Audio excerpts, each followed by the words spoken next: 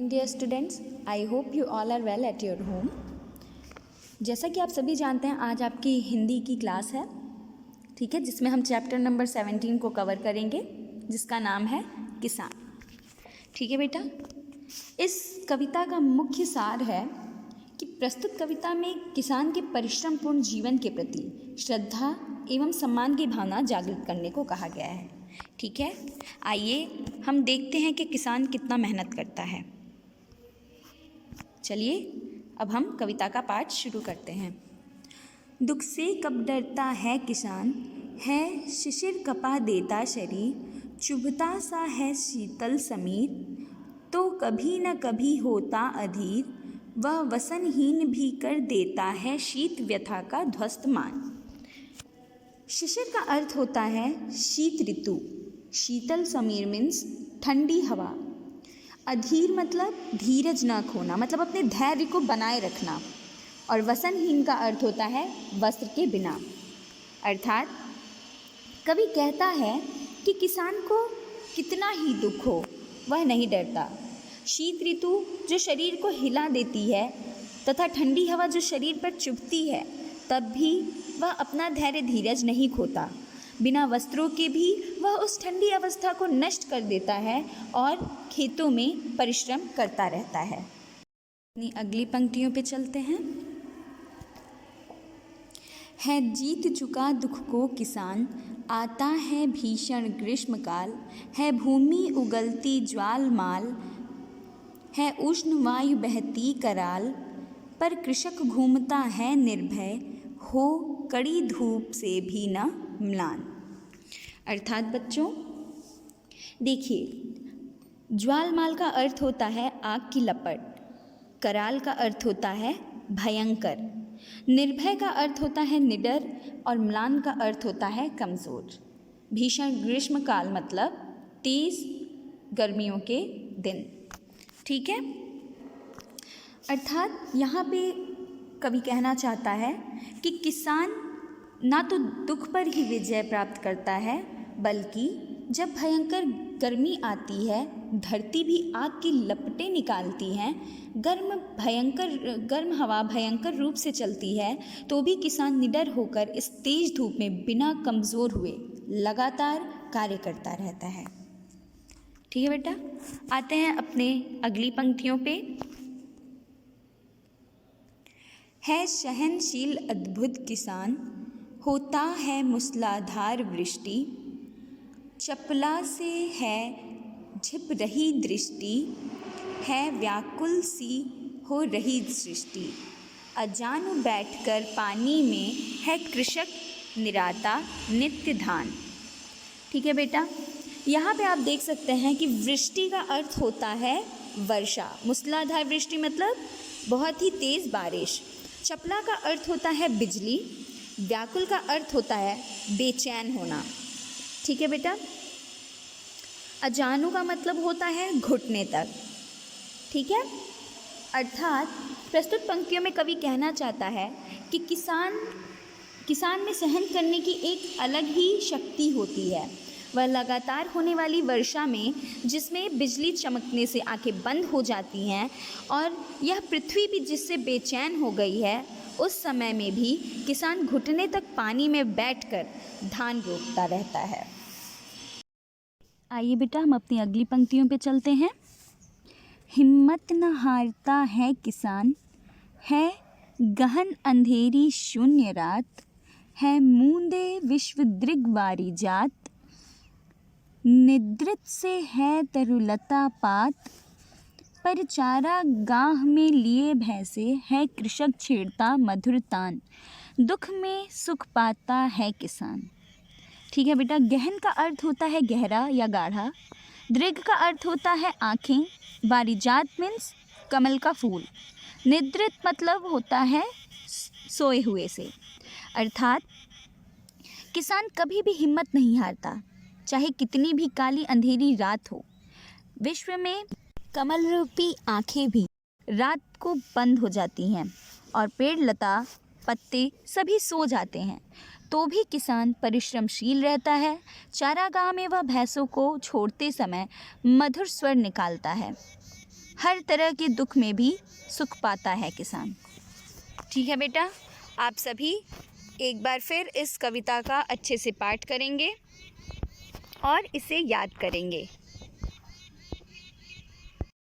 बेटा हम एक्सरसाइज पे आते हैं। यहाँ जो शब्दार्थ है वो आप अपने नोटबुक में नोट करेंगे। फिर आते हैं हम प्रश्नों की तरफ, बहुविकल्पीय प्रश्न। यहाँ पे पहला प्रश्न है, किसान किसको जीत चुका है? तो किसान सुख को जीत चुका है। भूमि आग की ज्वाला कब उगलती है? तो भूमि आग की ज्वाला गर्मियों में उगलती है। किसान कैसा बन गया है? तो किसान सहनशील हो गया है। ठीक है। कृषक मधुर तान कहाँ छेड़ता है? तो कृषक मधुर तान चारागाह में छेड़ता है। ठीक है बेटा, चलते हैं हम अपने अगले प्रश्न पे। पढ़ो, समझो और उत्तर दो। तो इन प्रश्नों के उत्तर मैं आपको अभी सेंड कर दूंगी।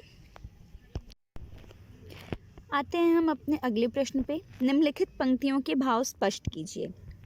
तो जो अभी मैंने कविता आपको पढ़ाई है, इसमें सिर्फ उस कविता का क्या भाव है, आखिर उस कविता की लाइंस में कवि कहना क्या चाहता है, इसको आपको एक्सप्लेन करना है।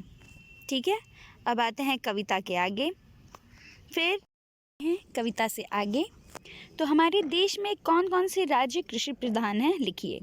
तो हमारे देश में उत्तर प्रदेश, पंजाब, पश्चिम बंगाल और बिहार कृषि प्रधान राज्यों में से एक है। सरकार किसानों की उन्नति के लिए क्या क्या प्रयास कर रही है? तो सरकार किसान की कर्ज माफ़ी की योजना ला रही है। किसानों के लिए अलग अलग तरीके की योजनाएं, कृषि उन्नति योजना और वैज्ञानिकरण। ठीक है, चलिए हम नेक्स्ट पे चलते हैं। भाषा ज्ञान। अब यहाँ से बेटा आपका व्याकरण का पोर्शन स्टार्ट होता है। निम्नलिखित के विलोम शब्द लिखिए। तो विलोम का अर्थ होता है बेटा उल्टा। ठीक है, तो दुख का होता है सुख, शीतल का होता है उष्ण, धूप का छाँव, उत्थान का पतन, निद्रित का जागृत, व्याकुल का धैर्य, म्लान का अम्लान, इच्छा का अनिच्छा। फिर निम्नलिखित के तीन तीन पर्यायवाची शब्द लिखिए। ठीक है, पर्यायवाची मतलब कि जो एक ही अर्थ को प्रदान करते हैं। जैसे समीर का मतलब भी होता है हवा, इसके अलावा हवा भी होता है, वायु का अर्थ भी हवा ही होता है और पवन का अर्थ भी हवा ही होता है। फिर आते हैं भूमि, अंधकार, विश्व, तरु, किसान, इन सब के यहाँ पे पर्यायवाची मैंने ऑलरेडी लिख दिए हैं। फिर आते हैं हम नेक्स्ट क्वेश्चन पे। निम्नलिखित शब्दों को शब्दकोश के क्रम में लिखिए। मतलब आपको डिक्शनरी के अकॉर्डिंग आपको इसको लिखना है। जैसे डिक्शनरी में A to Z तक के सीरियल आते हैं अंग्रेजी अल्फ़ाबेट्स में, वैसे ही हिंदी में पहले स्वरों को, फिर उसके अनुसार व्यंजन में जिसका जैसा क्रम आता है आपको उसके अनुसार इसे सीरियल वाइज करना है। फिर आते हैं प्रश्न नंबर 4 पे। कविता के समान तुक वाले शब्द छाट कर लिखिए। ठीक है, तुक का अर्थ मतलब जिसका अंत समान हो, जैसे शरीर, समीर, अधीर, ये सब सुनने में एक जैसे लगते हैं और बोलने में भी एक जैसे लगते हैं। जैसे काल, माल, कराल। ठीक है। फिर आता है वृष्टि, दृष्टि, सृष्टि। ठीक है बेटा। फिर चलते हैं हम अपने अगले प्रश्न पे। निर्भय शब्द में निर उपसर्ग लगा है। यह उपसर्ग शब्द के पहले जुड़कर शब्द के अर्थ को उल्टा कर देता है। उपसर्ग वो होते हैं बेटा जो वो वर्ण या शब्द जो किसी दूसरे वर्ण या शब्द के पहले जुड़ के उसके अर्थ को बदल देते हैं, उसे हम उपसर्ग कहते हैं। ठीक है।